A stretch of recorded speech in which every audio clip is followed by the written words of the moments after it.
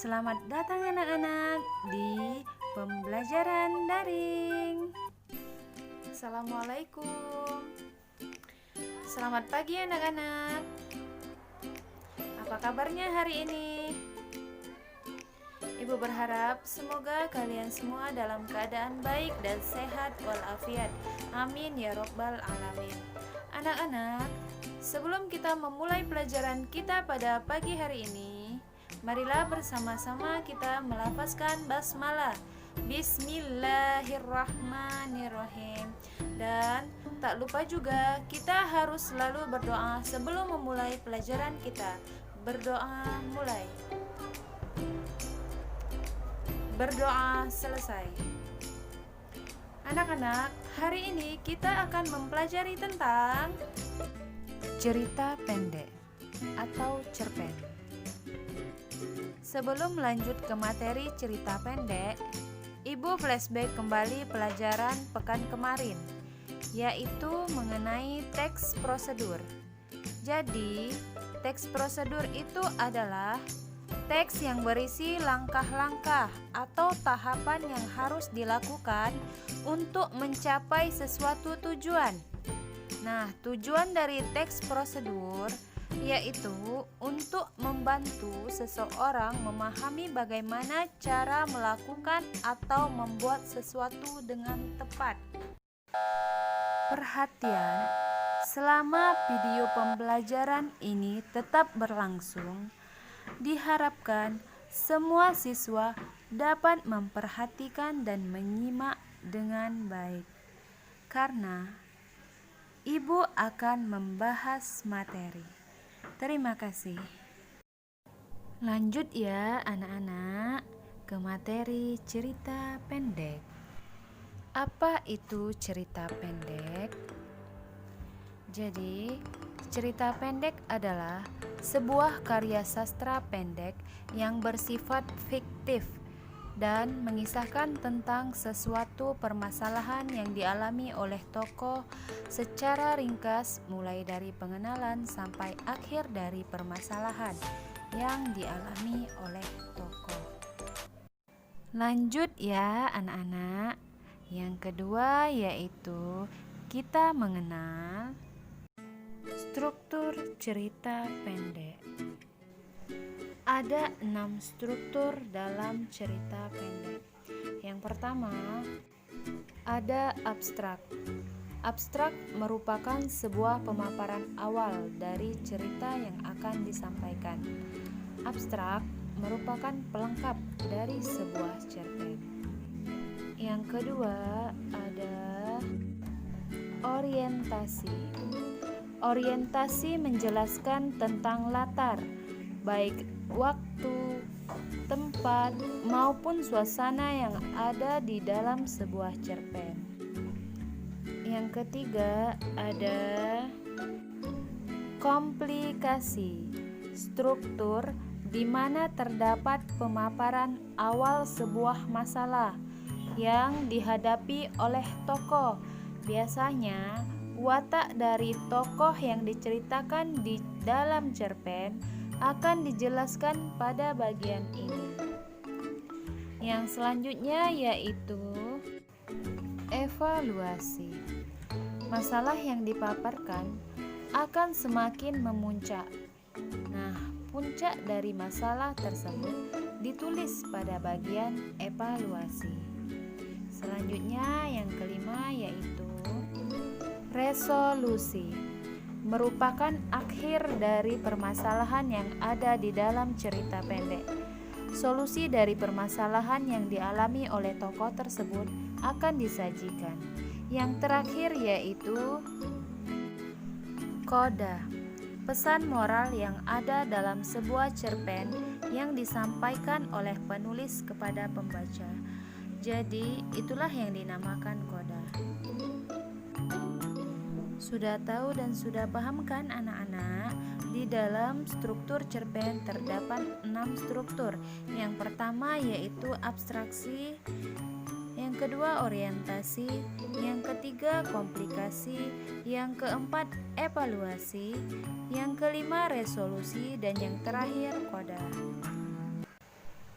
Kita lanjut ya ke pembahasan berikutnya. Ciri-ciri cerita pendek. Ada 8 ciri cerita pendek. Yang pertama, bersifat fiktif. Yang kedua, tidak lebih dari 10.000 kata. Yang ketiga, dapat dibaca dengan sekali duduk. Yang keempat, diksi yang dipakai tidaklah rumit. Yang kelima, memiliki alur tunggal. Yang keenam, penokohan dalam cerpen sangat sederhana. Yang ketujuh, biasanya ditulis berdasarkan peristiwa dalam kehidupan. Dan yang terakhir, yang kedelapan, yaitu memiliki pesan moral yang terkandung. Jadi, ini adalah ciri-ciri dari cerita pendek. Sudah paham kan anak-anak mengenai ciri-ciri cerita pendek? Jika sudah paham, kita lanjut ya. Unsur intrinsik dan ekstrinsik. Apa itu unsur intrinsik dan ekstrinsik?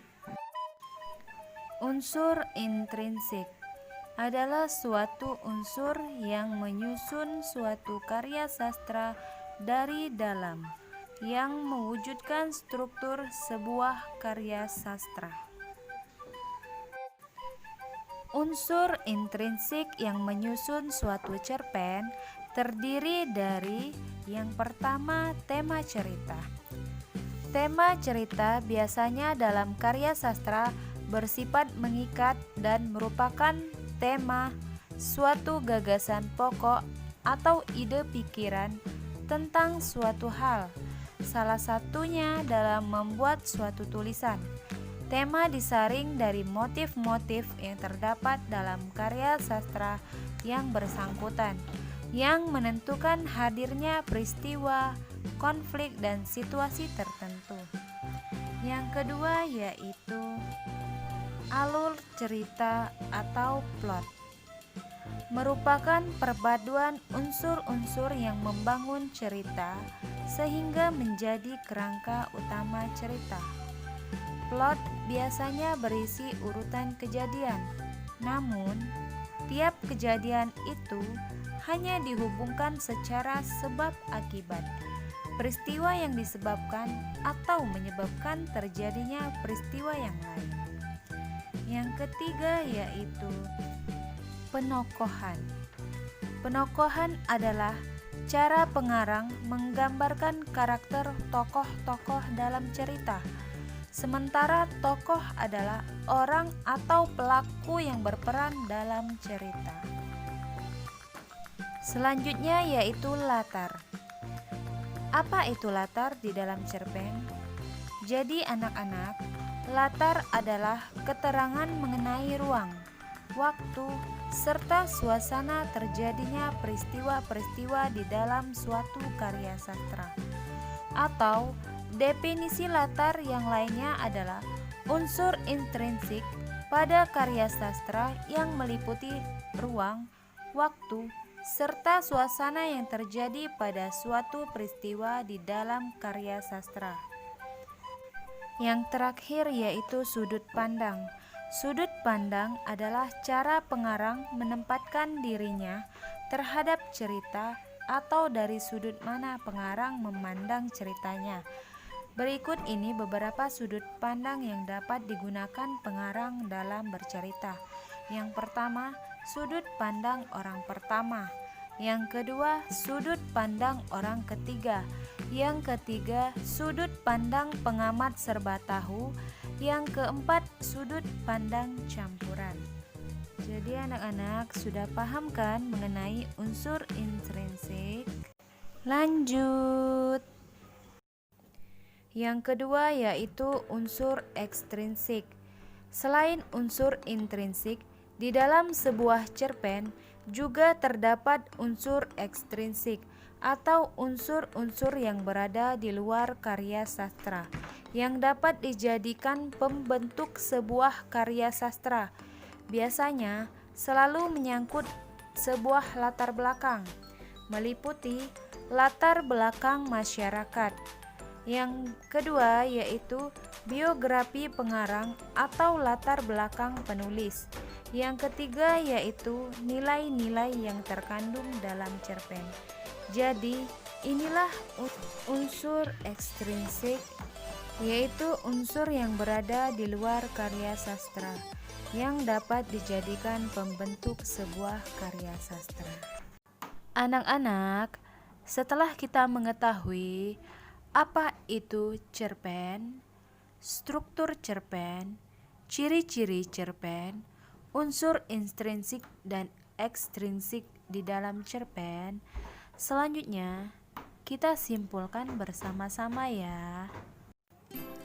Jadi, berdasarkan pembahasan yang telah kita bahas tadi, maka dapat disimpulkan bahwa cerpen merupakan jenis karya sastra modern yang dihasilkan dan berkembang dalam kehidupan masyarakat modern. Cerpen ialah karangan pendek yang berbentuk naratif. Cerpen mengisahkan sepenggal kehidupan manusia yang penuh pertikaian, mengharukan atau menyenangkan, dan mengandung kesan yang tidak mudah dilupakan. Selain itu, cerpen memiliki unsur intrinsik dan juga unsur ekstrinsik. Nah, anak-anak, itulah kesimpulan dari pembelajaran kita pada pagi hari ini. Selanjutnya, cari, baca dan pahami contoh dari cerita pendek. Setelah kalian menemukan, membaca dan memahami contoh dari cerita pendek, selanjutnya penugasan, yaitu buatlah sebuah cerita pendek dengan memerhatikan struktur dan cirinya. Dan tugas ini dikumpulkan pekan depan di email yang telah Ibu share sebelumnya. Jika ada yang ingin ditanyakan mengenai tugas maupun materi ini, bisa langsung menghubungi Ibu di grup WhatsApp dan bisa juga melalui WhatsApp pribadi ya anak-anak. Oke anak-anak, pelajaran kita pada pagi hari ini telah selesai. Nah, untuk materi minggu depan, kita masih mempelajari mengenai cerita pendek. Tapi Ibu akan membagi kalian dalam kelompok. Dan kita akan menganalisis unsur intrinsik dan unsur ekstrinsik di dalam cerpen. Anak-anak, cukup sampai di sini ya pembelajaran daring kita pada pagi hari ini.